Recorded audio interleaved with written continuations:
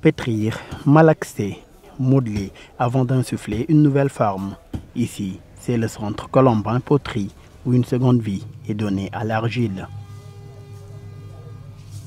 Colombin, c'est une association sociale à but non lucratif, un centre d'apprentissage et de réinsertion pour enfants souffrant de handicap. L'initiative est née d'un homme qui a voulu mettre son art au service des enfants dans le besoin. Depuis 16 ans, Ndiaye s'active à redonner le sourire aux enfants handicapés ou défavorisés. Il n'y avait que 2 écoles au Sénégal, le centre verbotonal et le centre EFETA. Le centre verbotonal, il lit sur les lèvres. Et à un certain âge, les enfants sortent. À l'âge de 12 ans, 13 ans, ils sortent.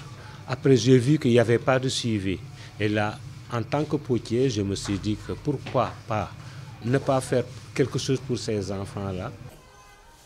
Ce jeune homme fait partie de ces enfants sauvés des arcanes de la rue et formés au centre. Aujourd'hui, il y est lui-même formateur et dans d'autres structures spécialisées. Un pur produit de Colombin. Je me suis retrouvé à traîner dans les rues comme un vagabond. J'ai eu de la chance d'avoir été sorti de la rue par le service social qui m'a mis en rapport avec M. Ibrahima Ndiaye.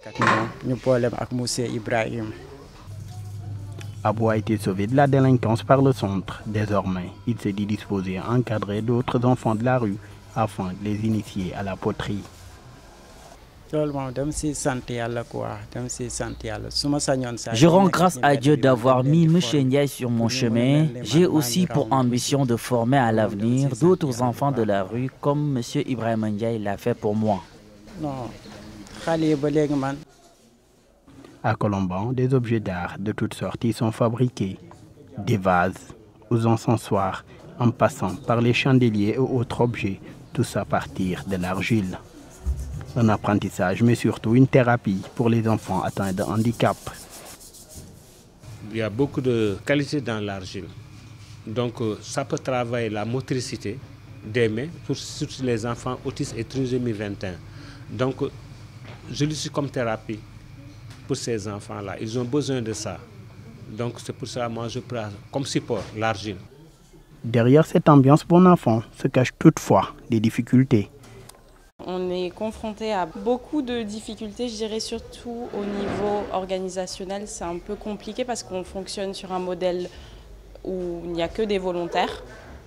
Donc c'est un peu difficile de coordonner tout parce qu'on est juste Ibrahima et moi. La demande étant supérieure à l'offre, les moyens réduits, le bâtiment abritant le centre exigu, une alternative semble alors s'imposer au grand bonheur des pensionnaires. De l'engagement volontaire et bénévole de cette dame, chercheur dans le domaine de l'art au service du social, a trouvé des solutions pour pallier cette situation. Avec Ibrahima, on travaille depuis un petit moment sur un projet de recherche de financement qui n'est pas encore fini. On travaille avec un cabinet d'audit. Les écoles spécialisées collaborent aussi avec le centre pour l'épanouissement et la réinsertion des enfants à leur charge. Je travaille avec ACEDEM, le centre Aminata Mbaye, qui s'occupe des enfants autistes et trisomie 21.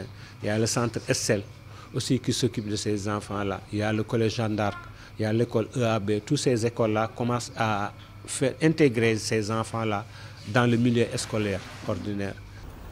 En attendant de trouver un réceptacle plus adapté, le centre Colombin poursuit ses activités à Ouakam, un village lébu de la capitale sénégalaise. Créé depuis 2002 pour les enfants malentendants, le centre abrite aujourd'hui d'autres autistes et trisomiques dont certains y sont internés.